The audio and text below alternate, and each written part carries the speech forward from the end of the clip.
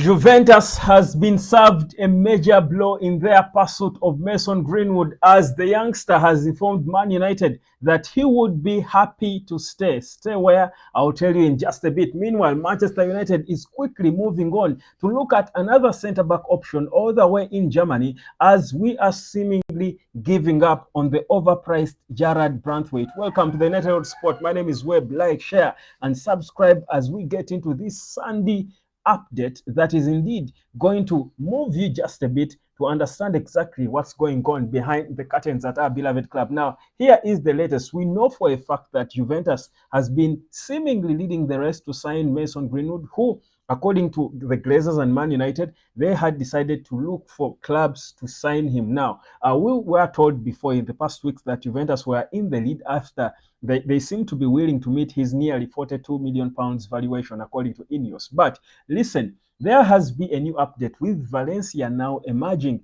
as another club interested in him, and they have tabled, according to reports, a bid of £25 million, at least for now, to try and keep him in Spain. And guess what? Mason Greenwood has said he would be happy to stay in Spain. He has been here for a whole season of loan. He has been shown love mostly. Of course, forget about the likes of Jude Bellingham and a few fans who are calling for his head because he was obliterating them. He said, largely, my family and I have sort of settled into Spain, and as they say, better the devil you know than the angel you don't. So Greenwood would rather stay put in Spain, where he has already tried to acclimatize, than go elsewhere in Italy and again restart life in terms of new hustles. He doesn't know what will happen there in terms of the fans and the people welcoming him there. So this is the latest. Mason Greenwood seems to be excited about the idea of staying in Spain. So Valencia now, who have also expressed interest in him, audaciously tabling £25 million a bid for him, might have an advantage now ahead of Juventus, who have also expressed serious interest in him. This is according to the latest. Of course, many of you will be saying, well, he should have been happy to start Manchester United. I think he would have been, hadn't sections of Man United racist supporters sent very mean messages trying to threaten the club if they even thought about bringing him back. I think for me, the player now is considering his mental health first and saying, well, let me go and play football, start life again where I'm wanted, and I'll abandon these guys who really think they can do well without me. So I think we are almost getting to that point where we shall move on. If a reasonable value comes and it's at a club, guys, the Greenwood situation is a bit sensitive. It's not any ordinary player. It's not a Jadon Sancho situation. This is a bit sensitive. Whereas we as the fans, most of us would love to see him back. Him as a player has got to think about the best option for himself and his family. It's not easy. Certainly, it wouldn't be easy even if he said he would want to return to Man United.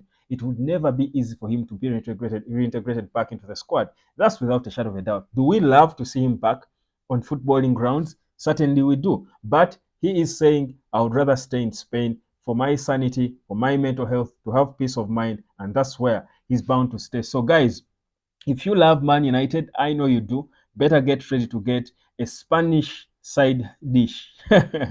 Well, that's allowed with Mason Greenwood. Better get ready to get that. Now, speaking of our youngsters at Manchester United, our beloved kids at Manchester United, do recall that Kobbie Mainoo is just about to play his first game for this competitive game for the England national team. It will be taking place tonight at 10 p.m. England will be taking on Serbia in the Euros, and Kobbie Mainoo is expected to be playing a part in that. We may not know now whether or not he will start, but I think for me the smart thing for Gareth Southgate to do will be to start Kobbie, Declan Rice, Jude Bellingham, Foden, those four in that middle. Well, however, he arranges them, it's up to him. Of course, Declan Rice will sit, then play two number eights, maybe.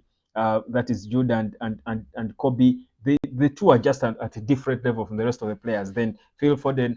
I mean, I cannot select the squad for him, but what's given? People have been debating about whether Kobbie will start, should start or not. But I'll tell you, you don't tell me about Gallagher and this.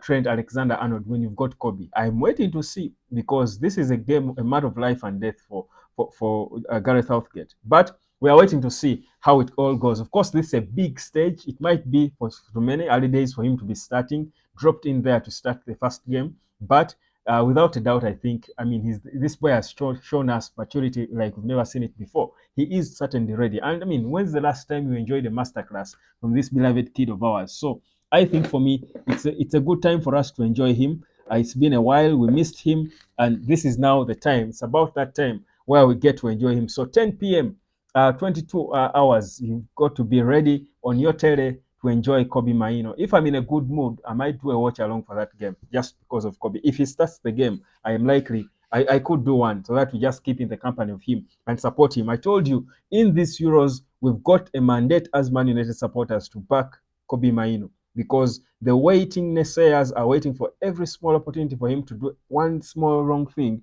and they will be calling to destroy him. But we should be behind him because we do have the voice. Now, going back into the transfer talk, Kobbie is not about to be transferred to any club, certainly. Now, let's go back into the transfer talk. Now, Manchester United are seeming to have no time to waste. Erik ten Hag, I told you last night in my last night video that Erik ten Hag has got plan A, plan B, and plan C. And they're all players who are equally, okay, not equally, close to the same level. So with Jarrad Branthwaite is seeming to stall, there might be no time to waste for Erik ten Hag and Ineos. They are moving on straight to the next option. And according to what we get from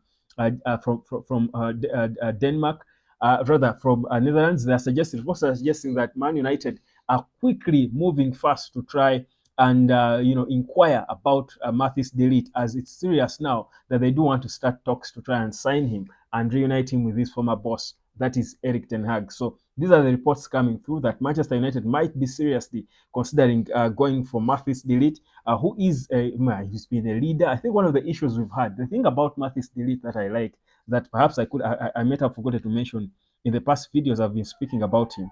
I think the thing about de Ligt is, besides him being able to play as a midfielder as well when he's called upon to, so he can come in and give you cover in that number 6, the way John Stones will do at Man City or at with the England national team. I think with de Ligt, he has got a leadership to him. He's a leader because he was a captain at I think barely 20 or 20 early 20s. He was a captain of Ajax, probably the youngest ever captain of Ajax. He was making records at a young age, the youngest ever, a player to start the senior team for, I think, Ajax, then going on to play for Juventus several games. Yes, he's a player, I mean, who has got a lot of, responsibility with, around him. And he's got such a personality that you feel is something that will come in handy, especially with the rebuild we are having at Man United. So we can't want to bring in so many players, and we can talk of players like Yoro, who is a generational talent. The way you look at Kobbie, you can talk of players like Branthwaite. Yes, I mean he might have his talent that Ineos and the team and Erik ten Hag seen him. We can talk of Jean-Claude Todibo, but beyond just the talent, I think there is a certain level of leadership we shall need in that squad. If, for example, Harry Maguire is going to go, Maguire is a leader. Never mind him and the issues he had, the deal he had. Maguire is a natural leader. You need a player who has got a semblance of him to be part of that team. And I think Lisandro Martinez is that kind of player. He's a bit of a leader. Mathis de Ligt is a leader. Have Bruno, who is also growing as a leader himself. He's a leader who leads by example, not perhaps by character, because there are different ways of leading. Bruno leads by performances, by example, by how he applies himself on the pitch, throws his body on the line, tries to do everything for the badge. That's leadership. So he shows you what he expects you to do, and talks to you a bit. He can mourn a bit and stuff. That's because he's extra passionate, but you cannot take away the fact that he's a leader. There was a lack of leadership in this Man United team. And I think this is also part of the problems that Arsenal had. And that's why they will struggle with teams like Man City. Because when you lack leadership in certain departments, it's difficult to cross certain bridges, especially when it comes to the marathon. That's the Premier League. So I think for me, the other advantage we have with getting de Ligt is his leadership abilities. And he's valued at about 50 million euros. I think for me, I would value him higher than Branthwaite. Honestly, I think he's a more valuable player than Branthwaite. But interestingly, the two clubs, he can be, he's priced at about 50 million euros. Imagine, just around 50 million euros. Yet Branthwaite is valued at about 65 to 75 to 70 million pounds. So you can imagine. So for me, the package we get in Mathis de Ligt is way better than anything that Jarrad Branthwaite would give us. So as Man United is looking at their plan B, is trying to activate them, I think the critical element of leadership in the team comes in handy. If you have Onana in goal, good leader. You have Lisandro Martinez, then de Ligt, another leader. You've got Bruno in the middle, another leader. Well, with all these, you have so many youngsters in the team. I think the leadership you get from those three, I think, can be able to give you a powerful, strong dressing room that can come out there and try to compete. This is the United Hotspot. My name is Webb. Like, share, and subscribe, and let me know whether one, you think the Ligt is a player we should go for, but also let me know your take on Mason Greenwood and all, of course, these updates. Do you think Mason Greenwood should go to Italy or Valencia? I mean, you love him. I know you care about him. I know wherever he will go, you will follow. You will support that team, just like I. Whichever team he chooses to join, I will support it too, second to Manchester United. So let me know your take on this whole Greenwood situation. My name is Webb. Like, share, and subscribe, and I'll catch you later.